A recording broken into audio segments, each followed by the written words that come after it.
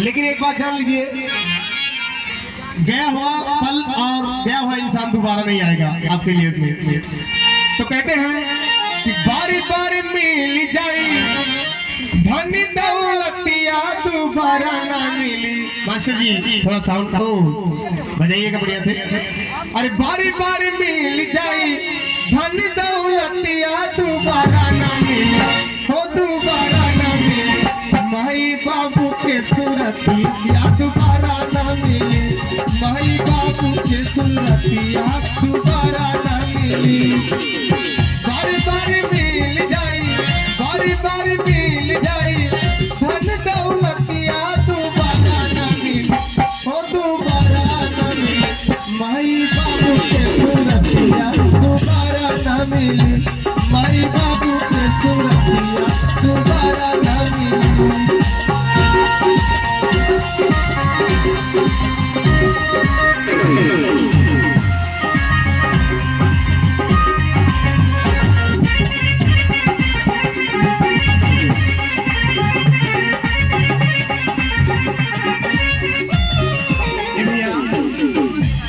एक बार माँ बाप के सूरत चल जाला दोबारा लौट के ना होला भैया।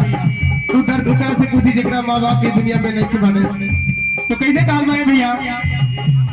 करे के न चाही माई बाबू के अनादार, करे के भैया। अरे माई ये बिछौना होली बाबू होले चादर,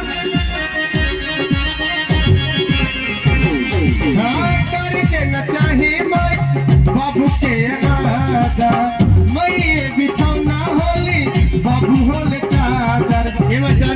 ये भैया ये गाना के माध्यम से आप लोग जरूर समझ गए लोग कि ये धरती में माई के बाबू के आराधना ना करे के चाहिए। जब भी उनके डांट पड़ताल मिले खुशी खुशी से लेवे के जाए, कैसे माई बाप के डांट हमेशा आपके सही के लिए बोला। तो कैसे काल बा करके न चाही माई बाबू के अनादर,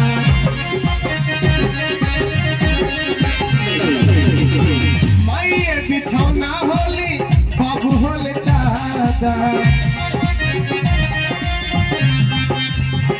भैया बारी बारी मिल गई है, बारी बारी मिल गई है संगिया संगतिया दोबारा ना मिली, हो दोबारा ना मिली। माई बाबू के सूरतिया दोबारा ना मिली, माई बाबू के सूरतिया दोबारा ना मिली।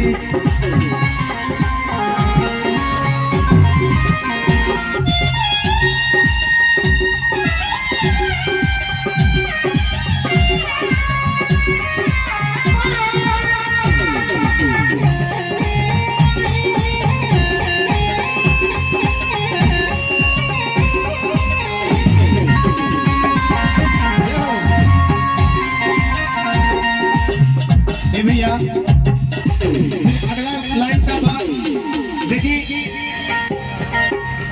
कहे के बाद धरती माँ के अपन माँ मानल जाला हमनी सबके।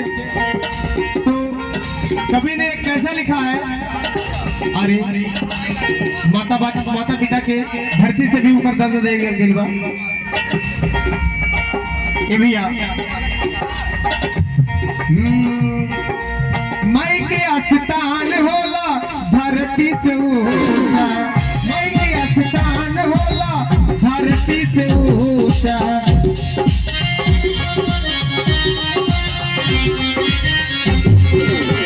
माई के अस्तान होला धरती से ऊंचा।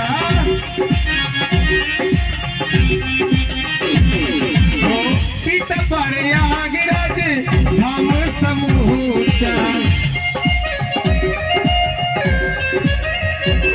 भैया माँ के स्थान धरती के माँ के स्थान से ऊंचा होला और पिता के स्थान प्रयाग काशी बनारस से भी ऊंचा होला। अरे भैया कैसे काल बा, अरे माई के स्थान होला धरती से ऊंचा।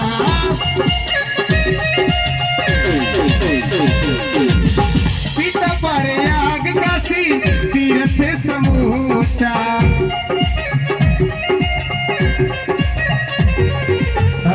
बारी बारी मिल गई है बार मिल गई है सुंदर रितिया दोबारा न मिले हो दोबारा न मिले माई बाबू के सूरतिया दोबारा न मिले माई बाबू के सूरतिया दोबारा न मिले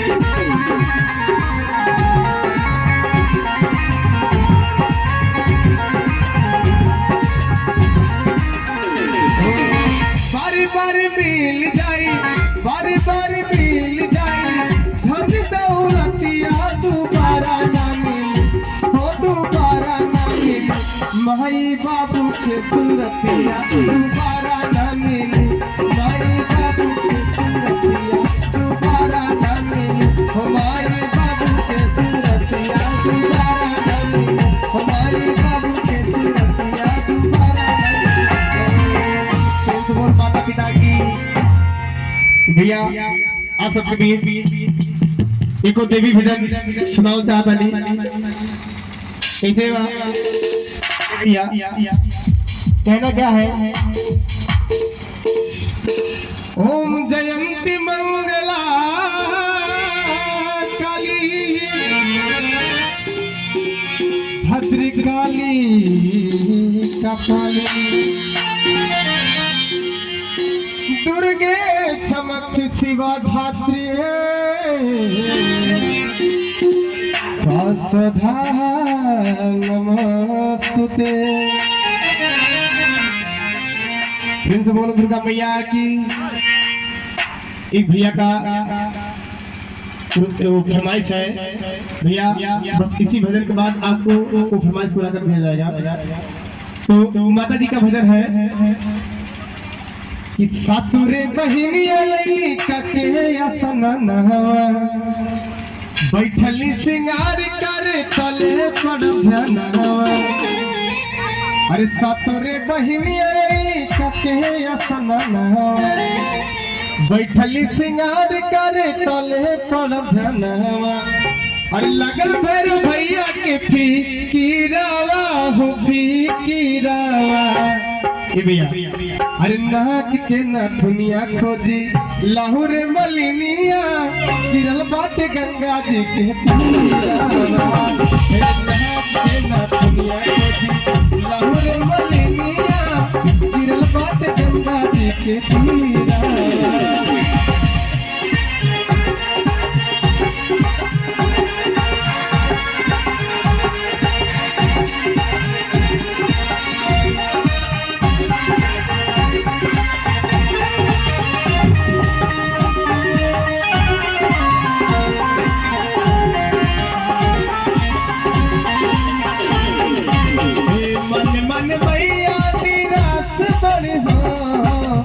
बैठल भैरव के पास रानी हो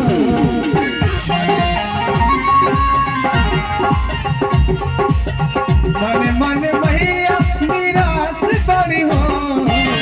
बैठल भैरव के पास रानी हो यही खोज लाई मोरा सोना के नथिया जो हंस सेवकन के आस बानी हो। जो हट सेवकन के आस बनी हो। मोतिया मढ़ावल बाटे हीरावा मन में हीरावा। अरे नाक के नथुनिया खोजी लाहौर मलिनिया गिरल बाटे गंगा जी के तीरावा। अरे नाक के नथुनिया खोजी लाहौर मलिनिया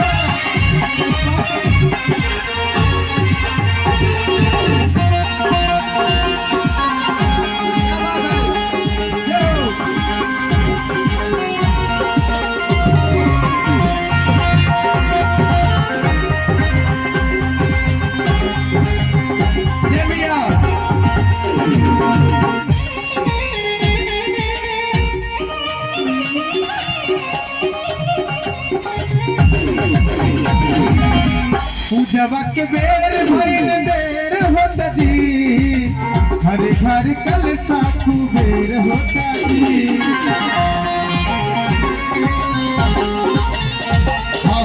पूजवा के बेर भइल देर होता जी हर घर कल साखू बेर होता जी।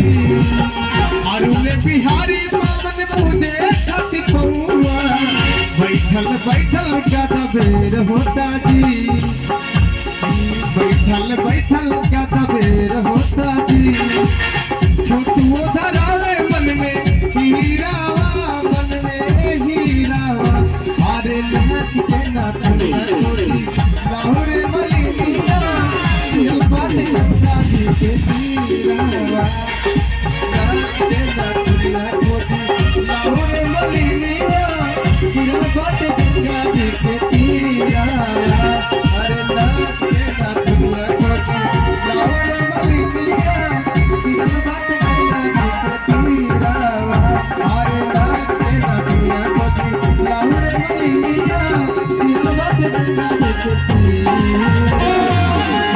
दुर्गा मैया की, काली मैया की। आइए भैया।